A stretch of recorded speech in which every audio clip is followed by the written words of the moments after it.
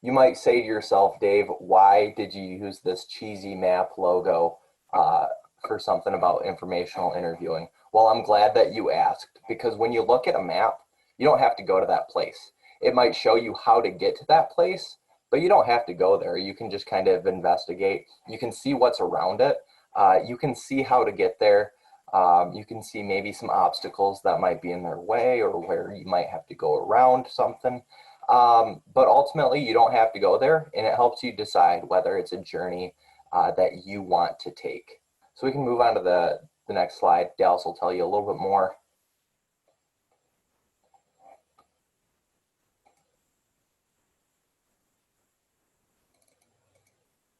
Yeah, I'm just pulling up my notes real quick.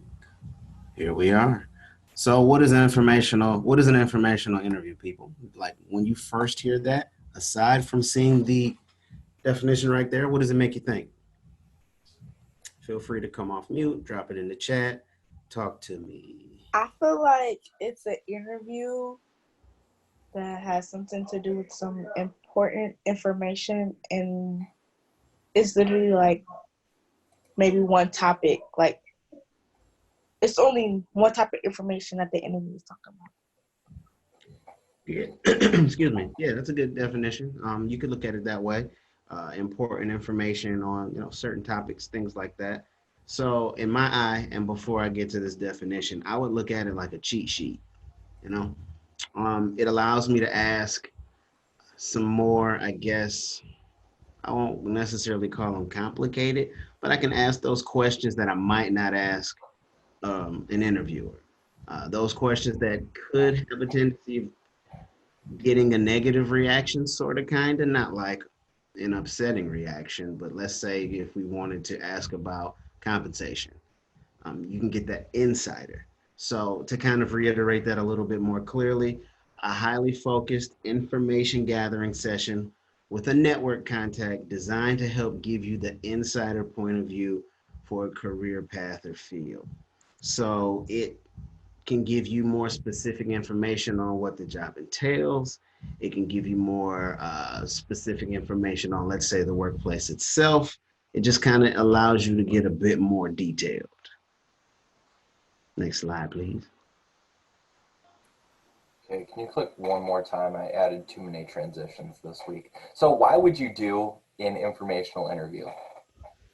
Like what makes it worth your time to conduct an informational interview? Let's hear from a few people.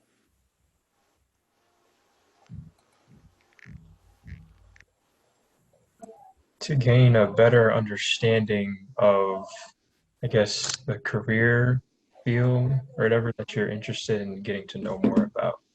Okay, better understand the career field, absolutely. There's only so much you can always learn on Google, for sure. Has anyone done one before? Okay, Tyler said better understanding of a specific job. Has anyone done like an informational interview before?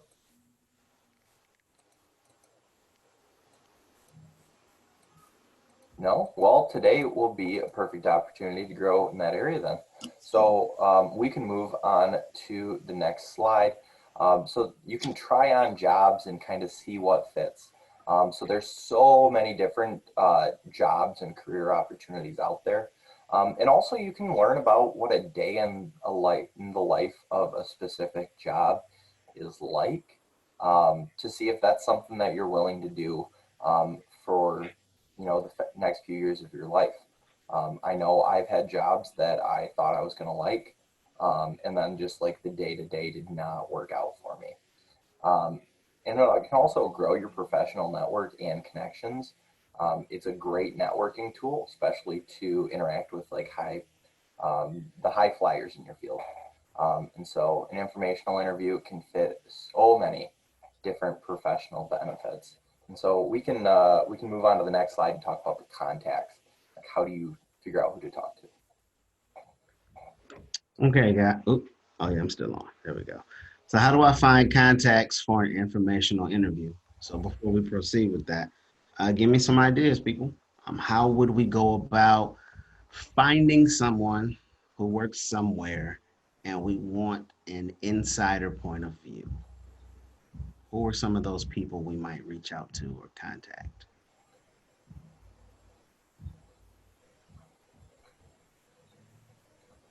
Anybody? I'll give you a hint. Currently, there's some individuals pretty close to you, and I mean like right now. It's the best hint I'm gonna give you. Can we get somebody to either? I saw LinkedIn, I believe, in the chat. Um, does anybody know what I'm hitting at right now? Peers, that's another one. That's another good one. One more guess. Does anybody know what I could possibly be referring to? At this moment, you got about 6. Summer work staff, Say that one more time. summer work staff, There it success is. coaches. Yes, yes, yes, sir. So, as the bullet just revealed, start with your network. And believe it or not, guys, we are part of your network. Summer work supervisors, success coaches, career advisors, your mentors, all of those are great, great, great people, great resources. Start by sharing your career interests with your networks, and then, things tend to unravel. These people may know someone, we may know someone that you might want to do an informational interview for. Particularly, Michigan Works, I'm a youth career advisor, when I'm not doing summer work stuff. But along this path, I've spoken to many different partners or other entities, different companies out there, employers, HR people, other employees, um, people who are just passionate about these places and these things, who know information, who know people. May it be city government, may it be somewhere in healthcare, may it be like a more construction-based job or employer, different things like that. We have our connections. So please, and I'm pretty sure we're begging you to utilize us, use us, use us, use us, use us, because it's all to your benefit. So some people within your network may be willing to connect with you directly. And if this is the case, make sure you thank them in a timely manner, right?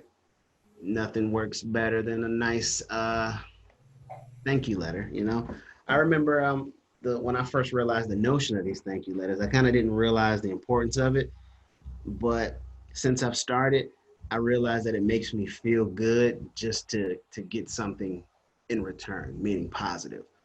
When I send out that letter and I get a response, because normally if I'm seeking a job, I don't hear anything from it. They have 1,000 people who are doing the same thing that I'm doing. It's kind of like, well, what makes me different? Sending that letter kind of gets their attention, gets me a nice little response. It gives me a good feeling about those opportunities and positions. But you can also Google people and shoot your shot. I know you all know what that means. Do it. Shoot the J. But yeah, Google people. You look up their social media, go to the job websites, see if you can find a hiring manager, see if you can find a supervisor, somebody who you might be able to send a nice email to. See what they say. The worst they can say is no. But again, we're trying to put back into our communities and things these days. So we're really loving and liking when people reach out to us and knowing that we can kind of help just by kind of giving this insider information. It's awesome. But many people are more than happy, as I was just saying, to give up a small amount of time to help a young person out. That's kind of how this whole summer thing started. We had a group of youth X amount of years ago. There were business owners and other, movers and shakers in the city that wanted to give the young people something to do, that wanted to help get them in a better position. And 5 years later, we're talking to you guys, and you guys are going to help me retire because I need somebody to take care of me. So make sure you guys keep doing a great job. Thanks. Next slide, please. Right. So if you are currently as confused as Mark Wahlberg is in every single movie he's in, don't worry. We're going to walk you through how to specifically set up and ask for an informational interview. So we can click ahead a little bit here. So first steps, send an email, right? Introduce yourself, including your name, what school you're currently attending, what field you're interested in, why you're reaching out to them, right? Say how you got their contact information, especially if someone referred you, right? So if Zoe tries to connect me with someone that I want to informational interview, I would say, hi, my name is Dave Koval. I'm studying public health. I'm interested in public health, and I got your contact information from Zoe Erb, right? Um, doesn't need to be overly formal or weird. Just let them know how you got connected. From there, we can move ahead a little bit.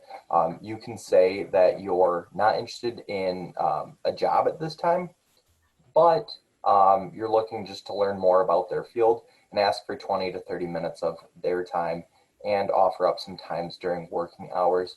Ariel asked, can you have an informational interview about a college? Absolutely, right? So I did an informational interview with a potential student that got into the University of Michigan School of Public Health. He asked me some questions, asked what like day to day was like, what the curriculum was like, and he was able to make a better informed decision about that. So absolutely reach out to the admissions department and see if they can connect you with somebody. So yes, mention that you want to be respectful of their time. And then we get that, it might be tough to send an email like this. And so on the next slide, we've got an email template. Now, you get all of these slides afterwards, right? So keep track of this because it's a great framework for what an email to request an informational interview would look like. So we can move on to the next slide here. All righty.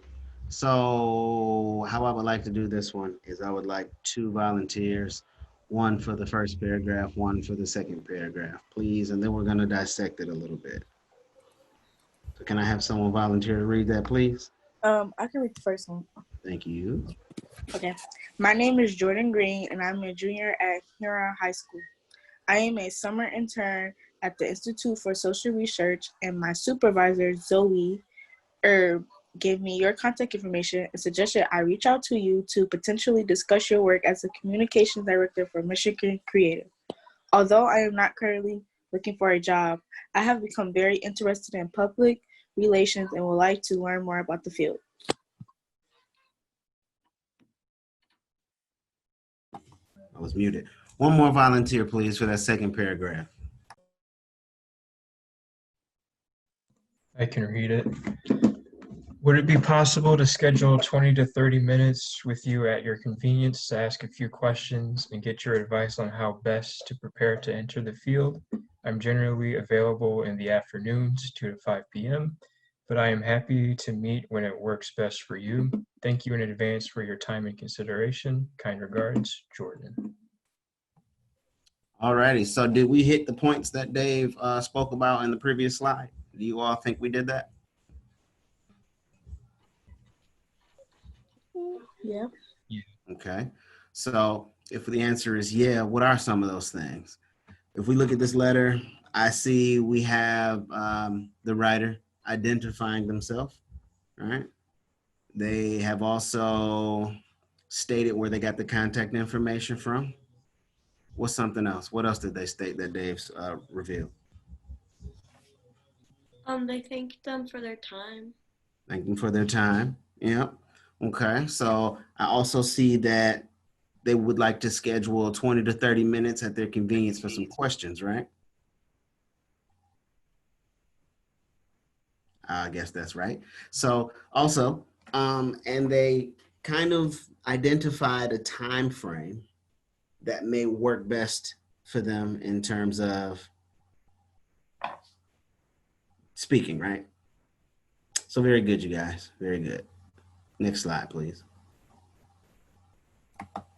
All right, so what does it mean to be professional and prepared in an informational interview? Okay, you want to be dressed nice, you want to be squeaky clean, right? Dress professionally as though it was a job interview, because you never know, it might turn into that. Okay, be early. Okay, generally about 5 minutes early is appropriate. Don't be 30 minutes early. Okay, I've done that before. It's weird. Prepare your questions and bring paper to take notes. Based on those questions, you should be prepared to direct the flow of the interview. Okay, but don't be afraid to ask follow-up questions. You're not writing yourself a script. You just want to be prepared enough that you have enough things to talk about for the 20 to 30 minutes. Speaking of the 20 to 30 minutes, you want to be respectful of their time frame, right? So if you are doing an informational interview with somebody, they are probably, you know, they've got stuff going on, right? And so you don't want to ask for 30 minutes and then take an hour. People don't like that, okay? Ask if you can contact them in the future for like other or future questions.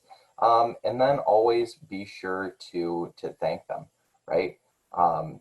Thank them for their time and ask for names of other people you should try to meet, other major people in the field, maybe other power players in the area.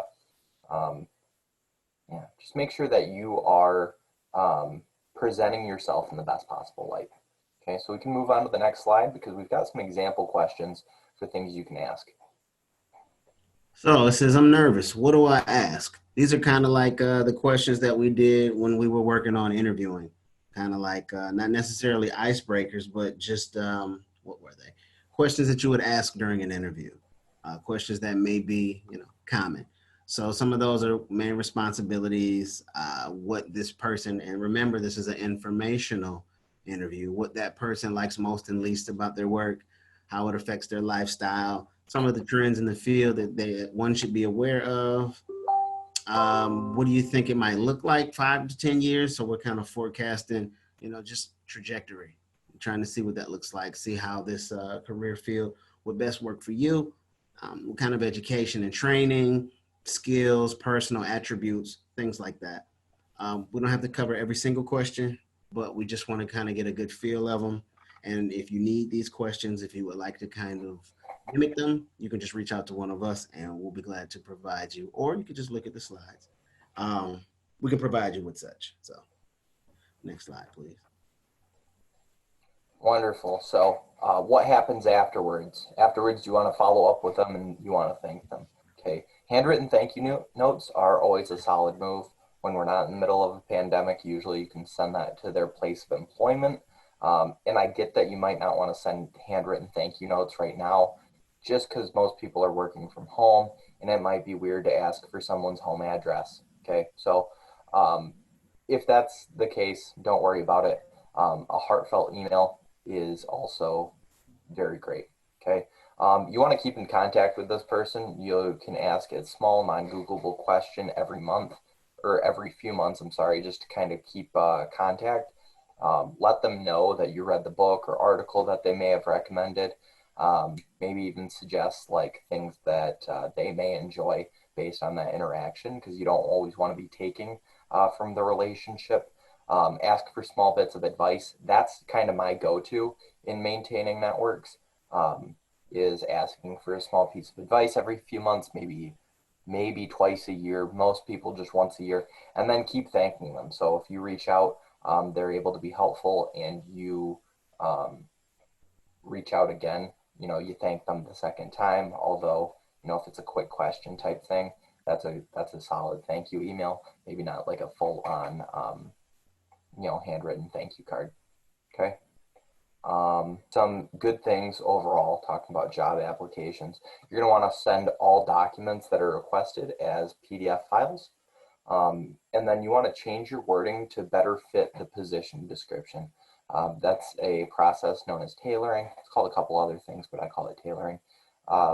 And Zoe and Drew are going to go over that a little bit more extensively in the cover letters workshop. If you apply via email, write a professional email along with your application materials.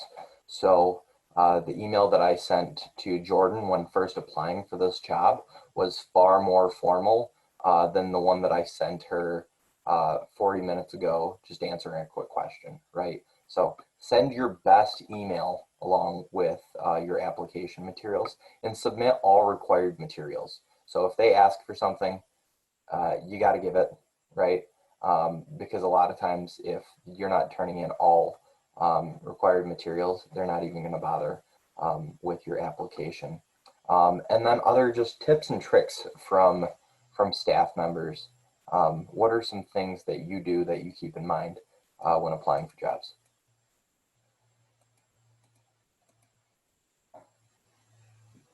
Guess just a quick like question for everybody else. Like, do you all know why we're saying to send your application documents as a PDF? Does anybody know why that's a best practice?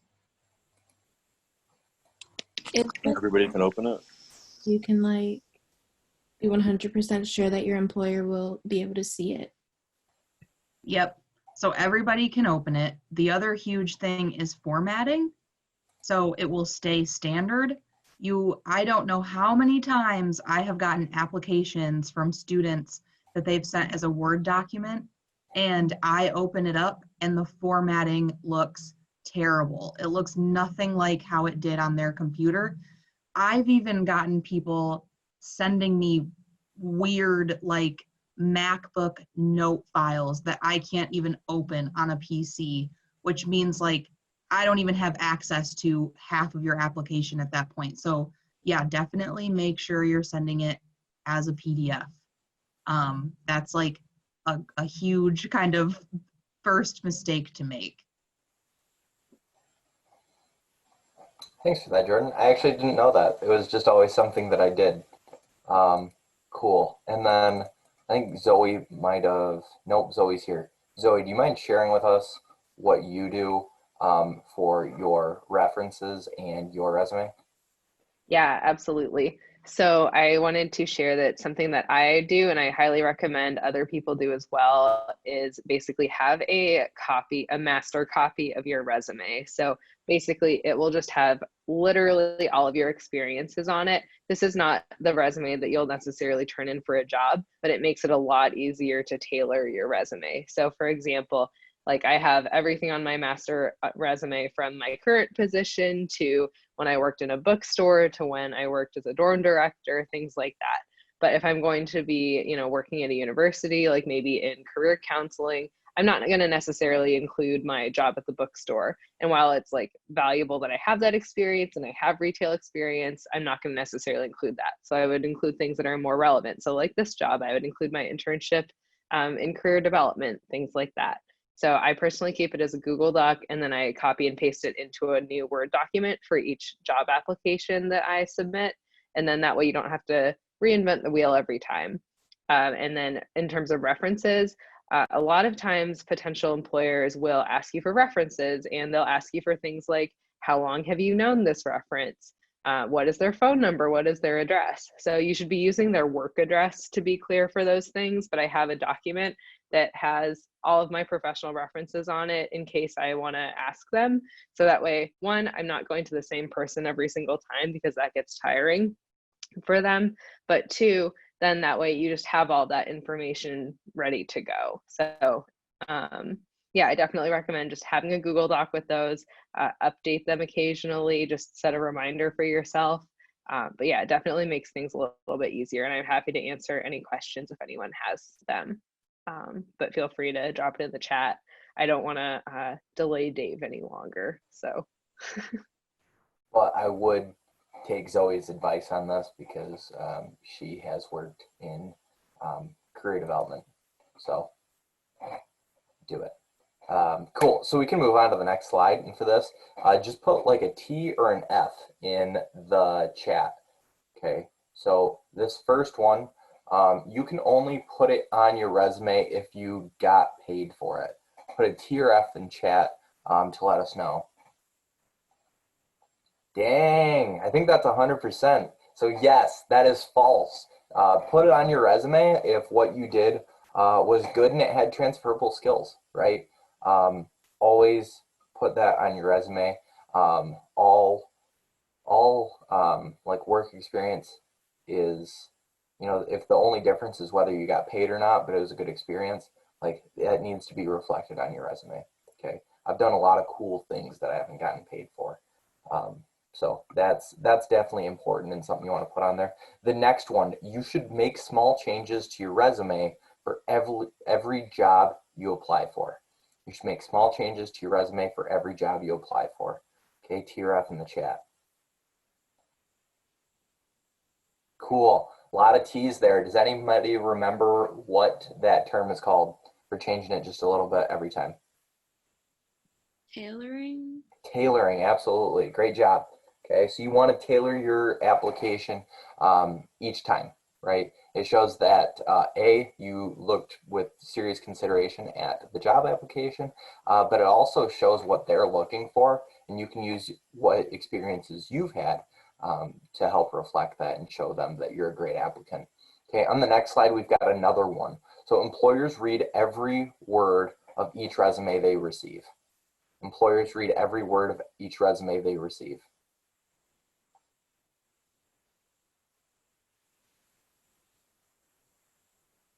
Solid, a lot of falses through here. So they don't.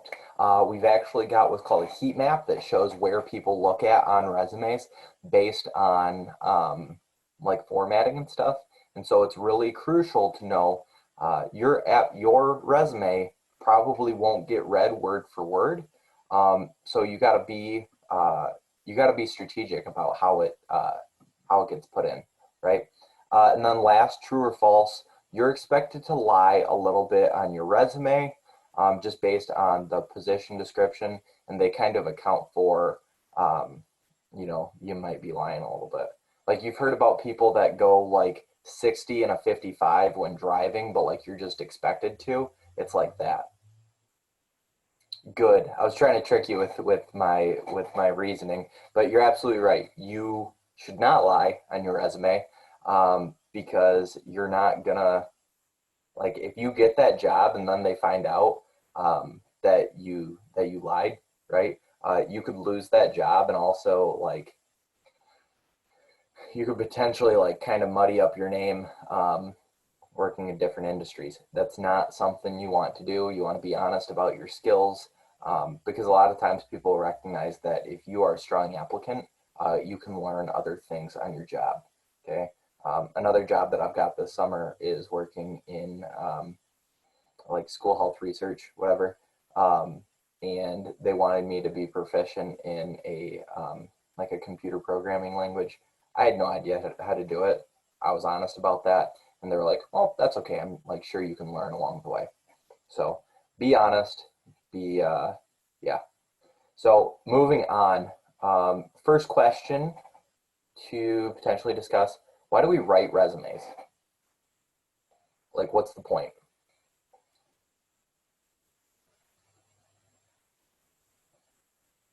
What's the point of having a resume? Is it a way to like not sum your life up, but give enough information, easy access to like basically sum your life up, and for like other places to see and to read it and stuff? It's about you. Yeah, it's a document all about you. And like you said, sum it up, right? That you can sum up stuff about you.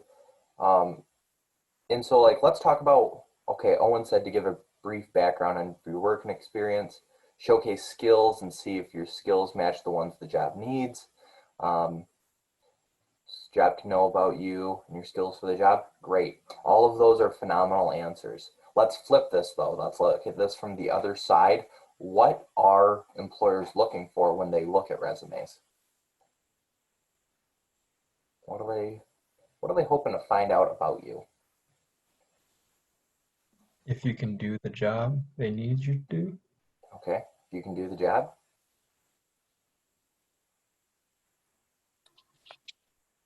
Good. So we're gonna dive a little bit deeper into it than if you can do the job, but you're definitely on the right track, right? Are you qualified? Do you have the skills, experiences necessary? So we're gonna move on to this next slide, just talk about like the anatomy of a resume. Okay, so the structure of it, and then what are the functions of it. So first, at the top, generally in the center, it needs to be the header. It needs to include your name and a way to contact you. Now, historically speaking, a lot of resumes were expected to have your address on it, which made sense when you mailed your resume and it was carried by a pony to the next town over or whatever. Okay, that's not how resumes really work right now. So they're often existing in a digital space, and it's actually pretty common for you to post it on LinkedIn or to send it virtually. And so that's not necessarily something where you're going to want your home address on it, right? And so it is okay to not have your home address on your resume. Okay, I put the city, state, and zip code just because a lot of jobs that I apply to, you have to have Michigan residency. And then like when I applied for this job, like I wanted Jordan and Zoe to know that like I like live in Ypsilanti, I have a home here and like this is like my community now, right? So that's dealer's choice, but please know that you don't have to put your home address on there, and you might find bad advice on that online. Okay. Next, education. You're going to list your most recent first. So if you're in college now, you're going to list that first, followed by high school. And then generally, once you graduate college, you no longer list high school on your resume. So your education should include what the name of the school was, what type of degree or diploma did you get, and that should be spelled out, so no abbreviations there.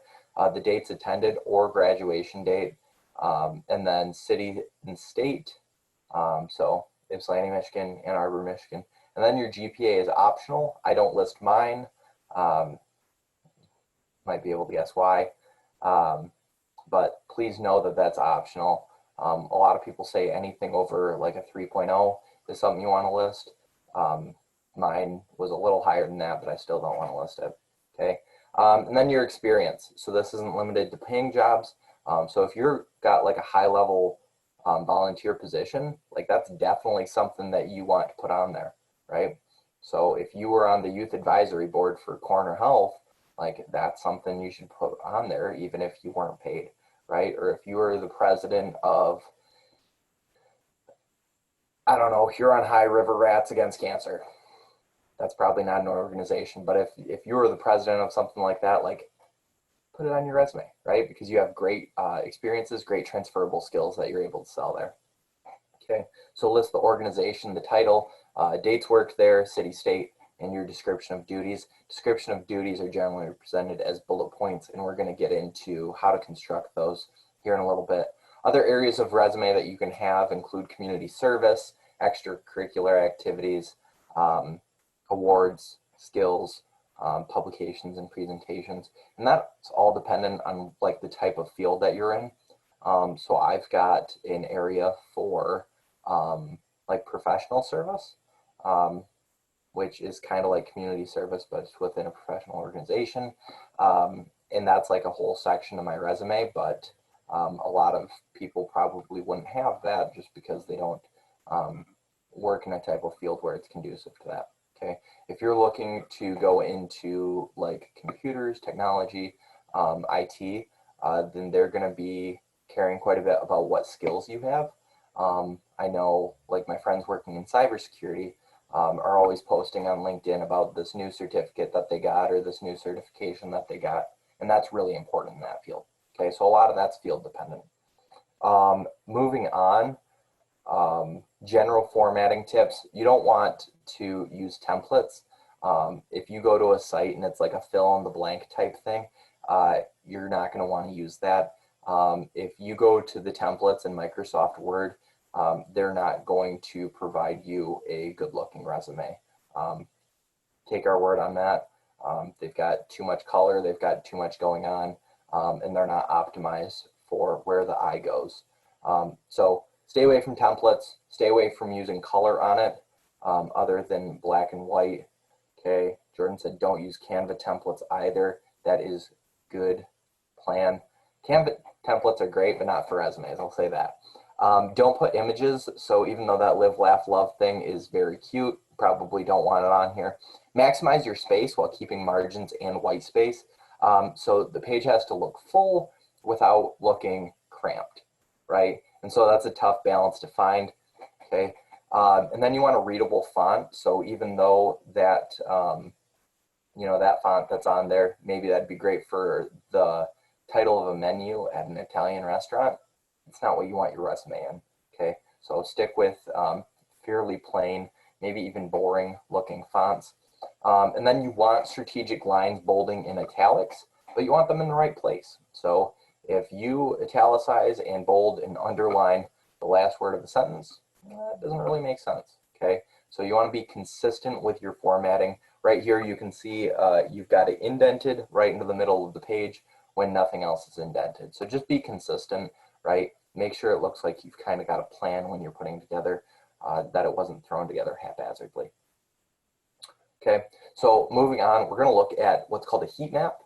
Okay, and so the red and yellow areas here are where the eyes are drawn, where the eyes linger. The blue is like the eyes were there, but not nearly as long.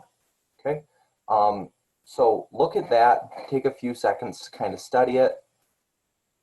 What do you notice about this, about the right versus the left?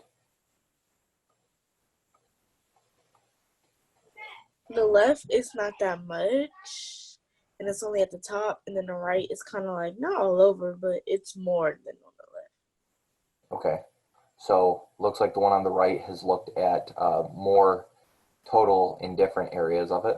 Okay, anything else you notice? Also,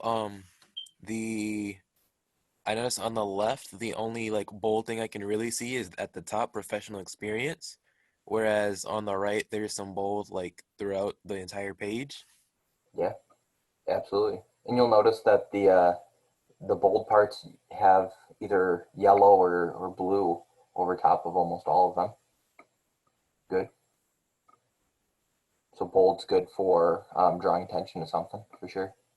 And then one last thing that I'm going to point out about the one on the left versus the one on the right. The one on the left has red spots in the margins. So like they're taking 10 seconds maybe to look at this resume, and part of that time spent looking in the margins, right? Where there's no content. You're not going to put anything about yourself in the margins, right? And so that's a missed opportunity. And so I know it sounds nerdy or whatever, like focus on your formatting, but like there's a reason for it. And there's a reason we're telling you not to use templates, because your formatting matters, especially if they're trying to look through 100 applications in a half hour, right? Okay, a lot of jobs have a lot of applicants. Yours needs to stand out. Okay, so we can move on. We're going to look at a good resume first. I'm sorry, we're going to talk about skills first. I got ahead of myself.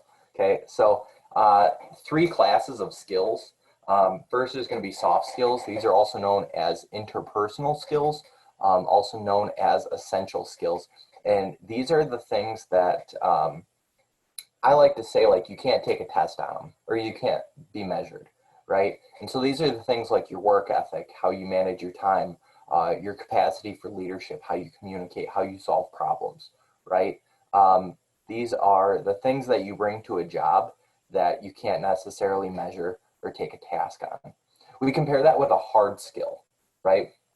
And so these are skills directly related to the job task that you can show someone like you can do, okay? And it's pretty black and white, straightforward, whether or not you can do that. So examples of that would be like computer programming languages, operating a CNC machine, how fast you can type, proficiency in foreign languages, okay?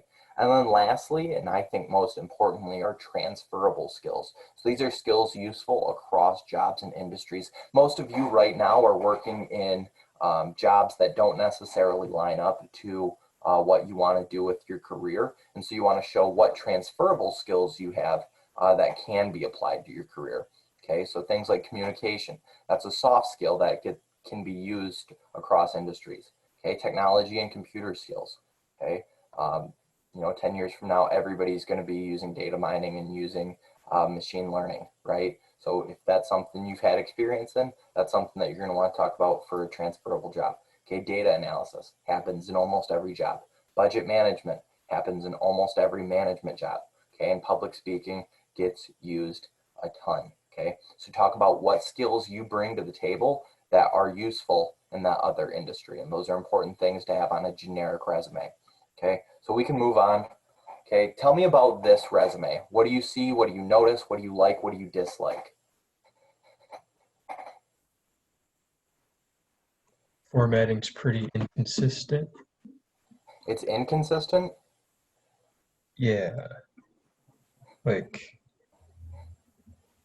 yeah, if you look at the dates on the side, like the months and the years, like those aren't lining up like they should be. True. For sure. I think other than that, the formatting's pretty okay. It's Those definitely are kind of an eyesore.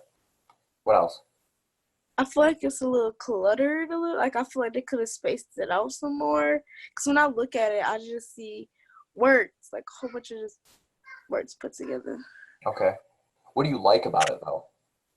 I like how it's organized, like how it's bold. Like you can know what you're about to read about. Okay, definitely organized. Good. Anything else? I think the bullet points are helpful. It keeps it from being like a really long paragraph. For sure. Yeah. And I'm going to point out that all of these start with a verb. So they're all about things that Dan A. Hall did. So he streamlined, he presented, he participated, right? So it's pretty like straightforward stuff, at least in that regard.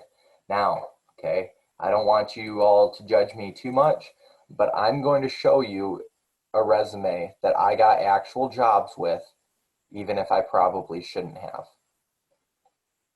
So Really quick, before I show them how horrible your resume was, I just wanted to mention one thing in response to Ariel's point.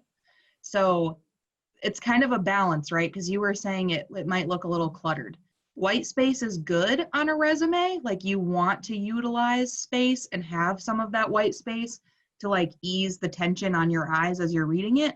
But at the same time, you want to make sure you're not putting huge spaces between things because your resume should be like 1 page at this point, y'all. 2 pages max when you get a little bit further along. So you don't want to have whole big chunks of white space at the same time. So it's kind of about finding a balance. But all right, I'll shut up and we can see Dave's resume.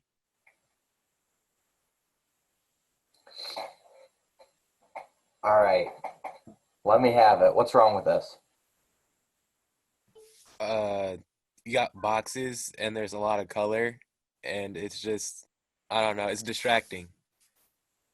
True. True. I thought this, Social media. yeah, that? like, You put your Twitter there. Okay. Yeah. That's actually like my professional Twitter account, which is used in education. But generally, yes, don't do that.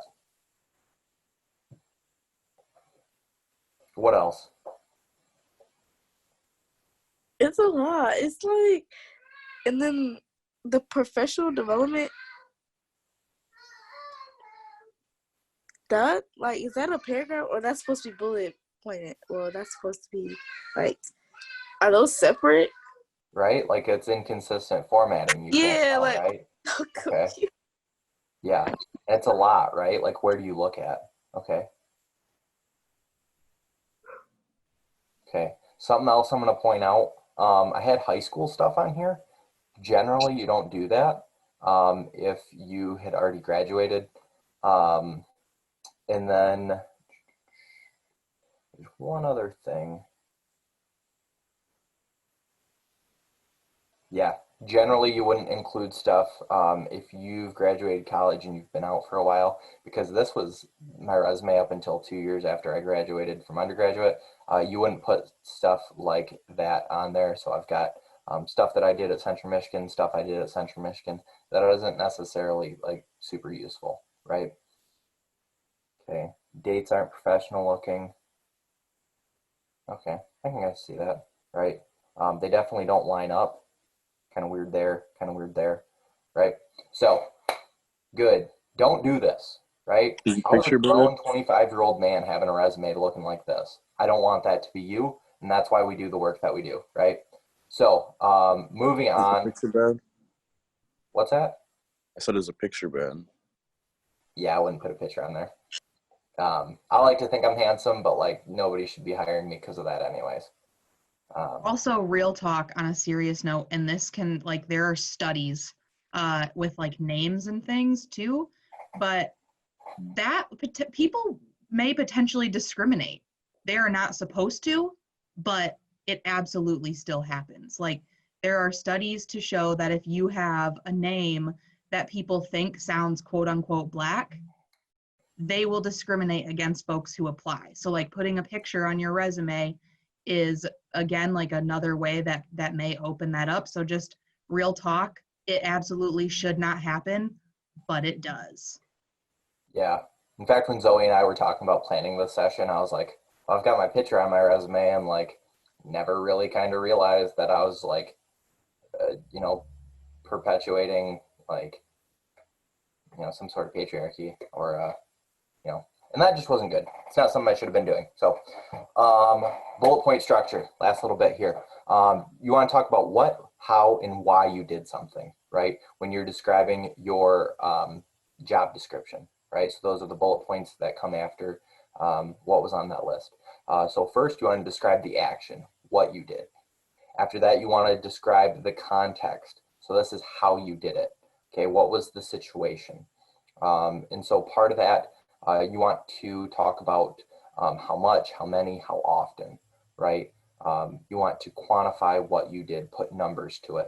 And then also talk about challenges faced as that is relevant, right? So I know the bullet point for this job now, I'm going to talk about the challenge of, you know, bringing professional development online and probably how many program participants we had, right? So I want to try to quantify it, and I want to set the stage that whoever's reading this resume can understand what was going on. And then lastly, talk about why. So what were the results? Did you achieve a goal? What was the value added as a result? Okay. Now this one's kind of tough to think about if you don't have an example. So we can actually move on to the example on the next slide here. So say you work at a nursing home, right? You work at a front desk. Okay. You don't want to put as your job description sitting at the front desk, right? That's weak. Okay. You don't want that weak job description. So you want to describe what you did. So did you meet people? Did you handle the phone lines? Did you handle organization? So you might say that you oversaw front desk operations. That's your what. Okay. How did you do it? What were the job tasks here? So you might say you oversaw front desk operations through managing phone, email, and walk-in customer communication. Great. Okay, why did you do that though, and what were the results? So what did you accomplish? Why was this task important? You might say in order to identify, prioritize, and address their needs in a timely manner. Okay, so let's compare these side to side. Job task, sitting at the front desk on the resume, or oversaw front desk operations through managing phone, email, walk-in customer communication in order to identify, prioritize, and address their needs in a timely manner. Okay. You don't have to tell me, this question's rhetorical, but who would you hire? Start thinking about what is networking, right? So what do you think when you hear the term networking? What comes to mind? Oh, I'm sorry, we can move on to the next slide there. Okay, what do you think when you hear networking? Okay, Addison said connections. Absolutely. Advocating for yourself. Advocating for yourself? Okay, yeah. What else?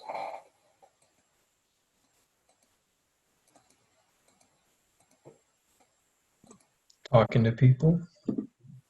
Sure, talking to people.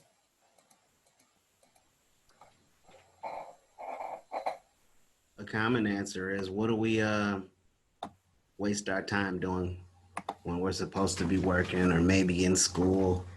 We're fiddling with our thumbs and our cell phones on what? Social media. Okay. Can social media be used for networking? Yeah, if it's used the right way. Okay, for sure. Indeed. Yeah, Indeed or LinkedIn. Cool. Thank you for humoring me there, Dallas. So Dallas is actually going to talk in this next slide about networking a little bit more. Okay. All right. So, could you go click the mouse for me again? There we go. So when it comes to networking, right, it's all about building and maintaining a community of professionals. I feel like it was meant to be because I have this slide. So I'm gonna ask you all one more time. Who could be your community of professionals that you can network with?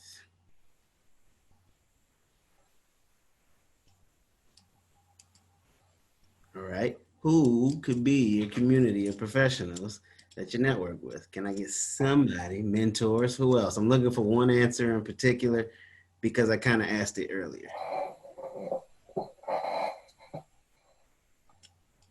Anybody? Somebody come off the mic? Anybody brave enough? Your job, I saw mentors. Okay, I'm not gonna, I guess, leave you guys hanging for too much longer. I'm talking about us. Remember, I said you had about 5 or 6 of them in front of you last time. Success coaches, career advisors, summer work supervisors, mentors, so on and so forth. We're in your network. Utilize us, but it's all about building and maintaining a community of professionals, right? So why would this be important for a young go-getter such as yourself? You scrapping young men and women of summer works, why would this be important?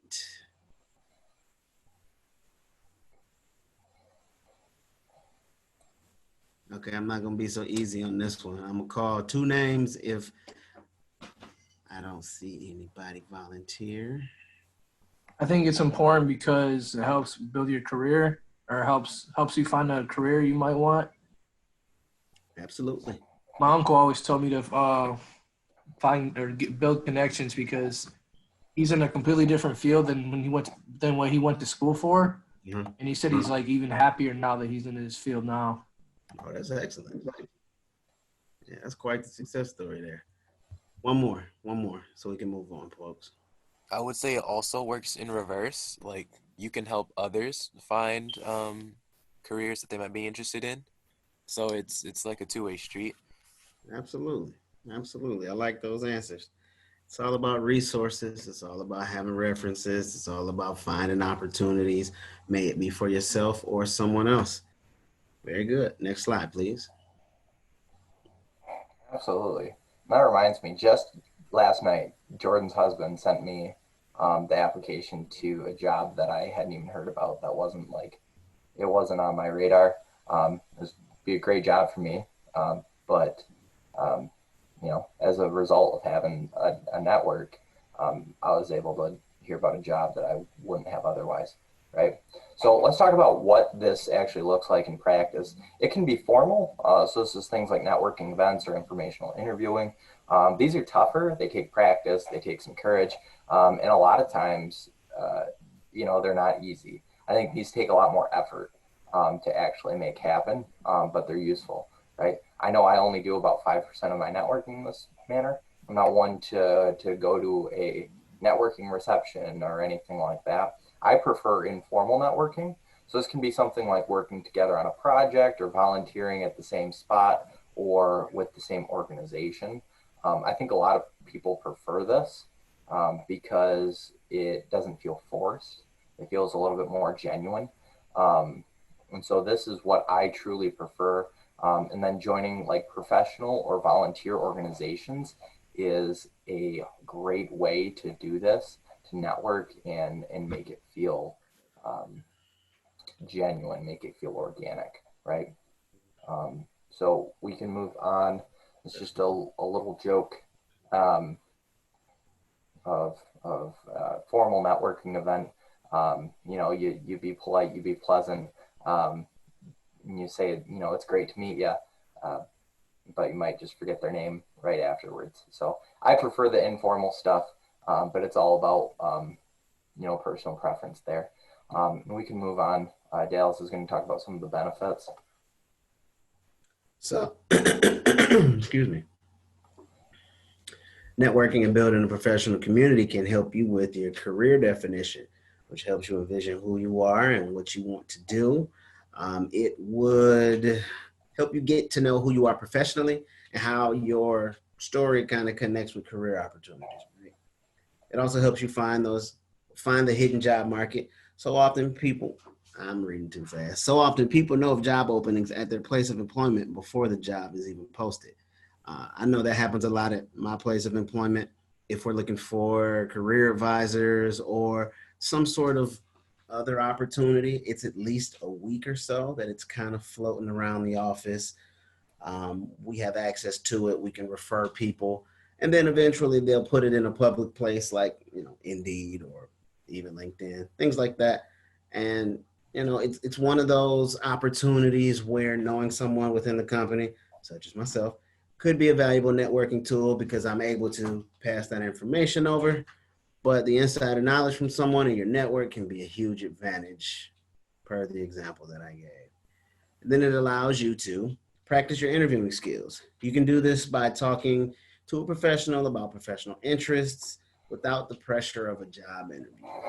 Those questions that you may be a little shaky on or that you might feel are a little problematic or rocky, it lets you practice. It lets you get them out. And not only might you get an answer per the individual you're interviewing with, but then they can kind of give you tips and tricks on how to form these words to pull the answers that you're looking for, to kind of obtain the information without turning anyone off or offending someone or kind of completely blowing the interview for you.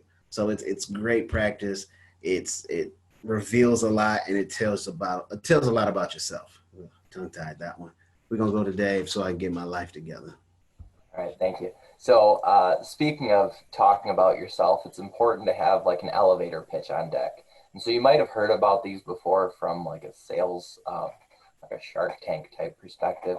But it's basically just a 30-second commercial that kind of describes who you are, what you're interested in, and what your skills and background are. So in this, you want to make sure that you're talking about yourself in a confident order. You want to be confident and share about yourself, but you want to toe the line and not seem as though you're bragging. And then you can use this sort of skill when you reach out to somebody for a potential informational interview. In my field, I like this at conferences for a little way to introduce myself when somebody might say, oh, tell me about yourself, right? And with this, you want to practice, okay? You don't want your first time saying something about yourself like this to be an interview or when you're meeting, somebody big in your potential field. So I've actually come up with my little example. I wrote it out. This isn't the exact one I use, but on the next slide here, I've got kind of what my elevator pitch is. So this might be something that I say at a conference or when asking for an informational interview. So I say something along the line of, hi, my name is Dave Coble. I'm a public health and educational leadership student at the University of Michigan. I left my job teaching to try and make schools a healthier place. Currently, I host a podcast called School Health Shoutout, and that just seeks to translate emerging research into small actionable nuggets for practitioners. And then after graduation, I hope to go into K-12 educational administration in my goals to become a superintendent someday, right? So this shouldn't feel super practiced, and it takes some balance. So practice, come up with some different things, but overall, you want it to feel and sound genuine, okay? And the making it feel and sound genuine actually takes some practice, okay? So can't believe how on time we are today, but we're actually going to have a few guest speakers now. So these are people that actually work in jobs that don't work in, workforce development. And so a little bit of fresh air about these, how people working outside of workforce development actually use networking. And so Natalie Brown and Taylor Wendell both agreed to come speak with you today. And so they're both going to talk for about 5 minutes, give or take a few, and then we're going to open the floor for questions. Okay, so be thinking of questions. So just a little bit of background. Natalie Brown is a Human Resources Director at the School of Dentistry Human Resources Service Center. And then Taylor Wendell is a product manager for Duo Security. Okay, and so Jordan, I believe you can stop sharing slides at this point. Okay, just so that we can see different people. And reminder to participants, make sure you're thinking of questions and maybe writing them down as they come up so that you don't forget them. Okay, so Natalie and Taylor, welcome. Hi, thank you. Of course. And so coming to realize that I didn't ask one of you specifically to speak first. And so the order is still up in the air based on what you prefer. Doesn't matter to me. Natalie, do you have a preference? No, go ahead. Okay, darn, I shouldn't have spoke first. Maybe I didn't have to go first. I'll say first. Hi, everyone. It's nice to see some of you and the microphone. I know you're there. You're just hiding, which is totally cool. I'll give a brief overview of myself. I'll do the 30-second elevator pitch like Dave mentioned, and then kind of go into some details, and then we'll have questions after Natalie chats. So Taylor, born and raised in Michigan, been around like the U of M area for a while. I have a lot of family around here, so just haven't flocked far, which is totally cool. I went to U of M, was an econ major, did some really cool like business entrepreneurship courses. So after that, I actually moved to Detroit downtown, like right by Comerica Park, and worked at a startup. There was about 7 of us full time teaching folks how to code. It was part of just a big initiative down there for anyone who wanted to job transition or just anyone who didn't want to go like the full educational path and just learn how to code. So did that for a little bit, and then I've been at Duo now for 4.5 years, Duo Security. We were acquired about 2 years ago by Cisco. So now we're, instead of 700 employees, we're technically 70,000 all across the globe, which is kind of cool. But over the last 4.5 years of being here, I've been in 3 different roles, and this is my 3rd one as a product manager. When we were acquired by Cisco, I was in the middle of the transition, which was interesting, and we were acquired for a few $1 billion. So that was an exciting time, and definitely different to go through. As a product manager, I basically do a ton of industry and customer research all the time, and I'm a ton of meetings just to learn like what's the new thing, what should we be doing next, like how can we solve problems for customers, and then I take that back to an engineering team I work with to figure out how we can actually like build something to solve those problems, and that really translates into like our company roadmap. So there's multiple product managers at Duo, and we just work with different teams. And relationship building and networking is a huge part of everything I do, whether it's like internal stakeholders, customers, my engineering team, and external folks as well. So that's a little bit about me. Some of the things I can go through about like how important is networking to me in my industry. I think it's important for all industries, like Natalie will give her take on that. But for me, like absolutely any job I've ever had to do with networking at some point, like that's how I got them. Why? Like people would rather hire someone they know than just like picking a name off of paper, you know, or like a few bullets off of a resume. They want to be able to, you know, see you in a different light, whether that's like professional or something social where you met them through, and just see like what you're actually capable of and like, you know, how you fit into different situations. Again, instead of just like picking a resume off of a pile and like hoping that that 3-4 hour interview goes well enough and that can translate into like how you do your job. I also, at Duo, I built and ran our internship program for 3 years, and we loved referrals. Like we were all about it, like someone who knew someone, and, you know, we made those a priority to make sure we interviewed them, not just like the paper resumes that came in. And again, it's just like we trust, you know, our friends and our coworkers to refer other folks. And it doesn't mean they have to be like best friends, but it's like, oh yeah, I met Natalie at this one event. We talked, like we had a good connection. Sounds like she's really good at her job, blah, blah, blah. Like, let's bring her in to talk with her. Some examples of how networking has helped me in my career progression. Again, like literally every job I've ever had. So I wrote a quick list so I can share like that I'm telling the truth. Any summer job I've had, my dad got me my first job at a golf course, you know, where I drove the cart around and sold food off the cart. We also did like weddings on the weekends, like he got me that job. A schoolmate while I was in college actually got my nanny job, and I nannied for 4 years all throughout college because like someone I was in a class with said that she was leaving that position and they were looking to hire somebody else, and I knew her. My first actual, the place that I worked in Detroit, Grand Circus is what it was called. And I met people at a networking event, just good old fashioned, met people, talked to them and like gave them my resume.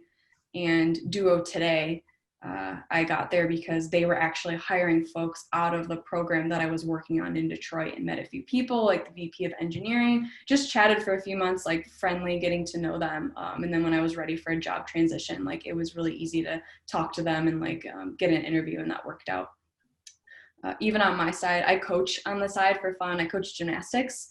And even in the past, like a lot of the coaches that I've worked with have been friends or gymnasts that I met along the way or at other competitions that I met.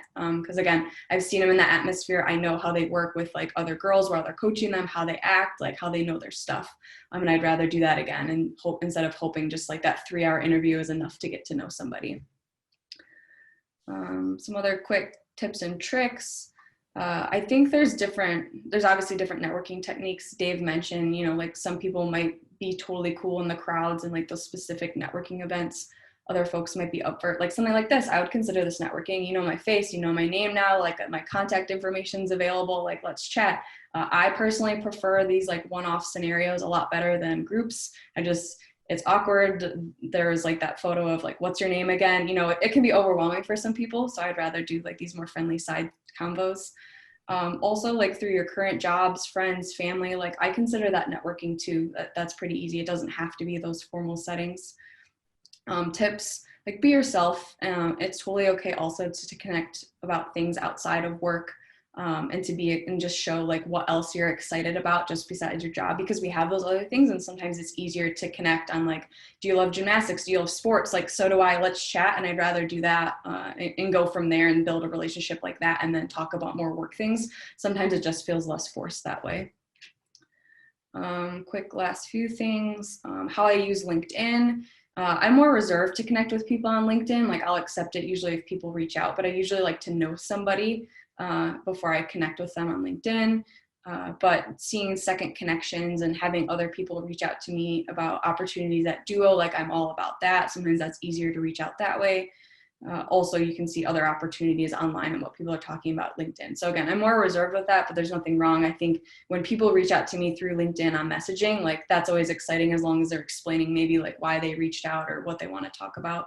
And then again, I totally connect with all my coworkers at past and current jobs. Some other stuff. Okay, final last thing, I promise. So what would I tell a young professional about networking in your field?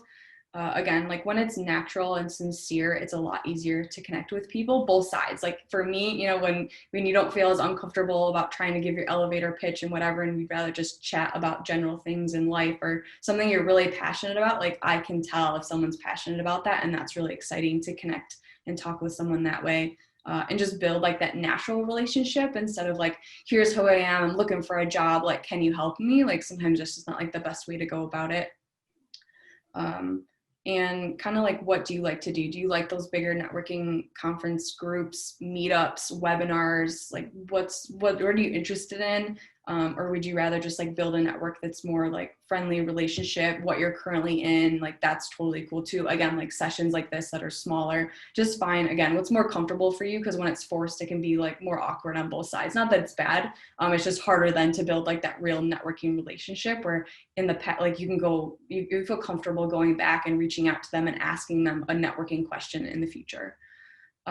So yeah, that's kind of my tips, tricks, basic things. I'll let Nidalee chat, and then any questions, I'm here. Okay, thank you, Taylor. I should have gone before you because now I'm going to sound like a broken record, but to give a little information and background about me, I'm Natalie Brown, and I am from Ann Arbor as well. I went to school down at Florida A&M University. I was there for about 6 years. I was in business school, and my business school was pretty militant. I learned about networking there because we were forced to. It was like a graded class that we had to attend. We had to go to networks. We had to go to hear speakers, and we had to ask questions. If you didn't ask questions, they would give you an F.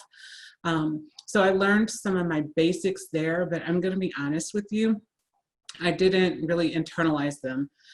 There's so many people I know that were really great at networking back in college, and those were the people that got, referred to the great internships and, the $6,000 a month internships. And I wasn't one of those people. I was very shy. And so it was hard for me to network and meet people because I was hesitant to go up and introduce myself.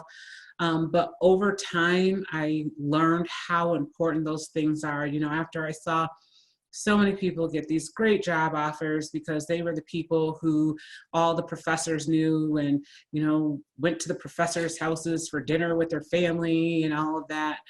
Those are the people that got those great jobs right out of college. And so again, I wasn't one of those people because I hadn't really internalized on how to network. So like Taylor, all of the jobs that I have gotten over the years came from out of networking. I did informational, so out of college, remember, I didn't get one of those great jobs, right? So I was struggling to try and get a permanent position. And my first position that I I got through doing informational interviews. I had my dad reach out, you know, networking. He was working at the University of Michigan. And so I had him reach out to a couple people and I did informational interviews with them. From those informational interviews, I got my own internship. And then from working on that internship, I was offered a permanent position. So that was my first job. So what I started to do in trying to learn how to network for myself is I joined organizations. So I was going to Eastern for additional educational reasons, and I joined their student HR group. From that student HR group and participating in different events and volunteering, I was referred to another person who worked in the GSHRM, which is the Ann Arbor's HR Society, and they were looking for an entry-level person. So I was able to get my second job through that because I was a part of the student HR group.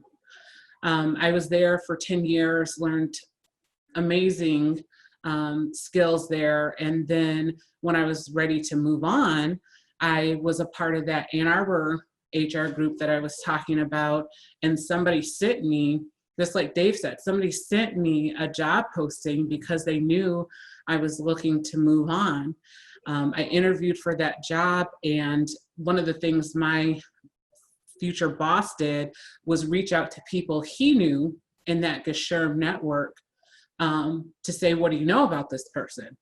And they knew about me because I had been volunteering. I joined project groups, I got on the board, and that way people knew how I worked, what type of person I was, all because I was actively participating. Again, like I said, I'm shy, and what I call it, when I go to networking events or I go to conferences, I say I'm acting. So I'm an Emmy Award actress that nobody's given me an award for, but I put on a different face when I go to these events, not like I'm being fake, but all of a sudden Brave Natalie comes out and I'm like, hey, how are you guys? You know, I'm asking people, how are your kids? And, you know, how's the job going? These are things that normally I would be afraid to do. I would be hesitant to do because I'm kind of shy. But because I know the importance of networking, I put on that brave face and I call it my alter personality because I know I need to do this, right? So I go out there and I do this and you get rewarded from it. You get those jobs, you get those job referrals. And I think it's important for people to understand that you have to give back, right? So just like that person sent me a job posting because they knew I was interested. If I've ever been talking to somebody and I'm like, man, you know, I was on this call with Dave. And by the way, all these people on the call, Dave, Taylor, I'm going to go find them on LinkedIn afterwards and friend them. Dave mentioned he had a video blog, right? I just started a company and I have a video blog. So I'm going to go watch his video blog and invite him to watch mine. So everything you do can have a component of networking to it. And it doesn't have to be this forced, fake, you know, I'm being fake because I'm trying to make friends. It's just a genuine connection if you take the steps to make it happen. And that's like one of the tips and tricks that I like to tell people. Get involved, you know, just like your success coaches, I think they're called. Your success coaches are doing this summer. Now, one of you might graduate from college in 5 years. I don't know where you are, but if you're connected with them and you stay in touch, And it could be a simple, hey, Dave, it's a year from now. How was your year? And that's it. Then you keep those connections growing, living. And then maybe 2 years from now, Dave has completed his degree and he's working in a school, and you graduated with your teaching certificate, and you and Dave have been saying hi once a year. And Dave says, you know what? I know someone who might be good for this job, and it's you. So it's important that, you know, if I reach out to somebody on LinkedIn, like Taylor said, I always say why. I've started my side project business, and I'm doing this video blog. And so I reach out to people who seem to be experts in the topic that I'm going to be talking about. And I tell them, hey, you know, I just recently launched this video blog, and this month we're going to be talking about generations in the workplace. And I see that you're very active in this space. You know, would you mind being a guest on my show? And then I've got new connections. It wasn't somebody that I knew before, but because I came to them, as Taylor said, for something they're passionate about, they're more than welcoming to be a connection for me. And I did that just last month, and one of my new connections sent me a referral for a client. So now I've got a client, all because I sent a connection email on LinkedIn. And again, you know, I just want to reiterate, making small steps to make connections, making small steps to keep those connections alive, and making sure that you give as much as you can receive when it comes to networking are my tips.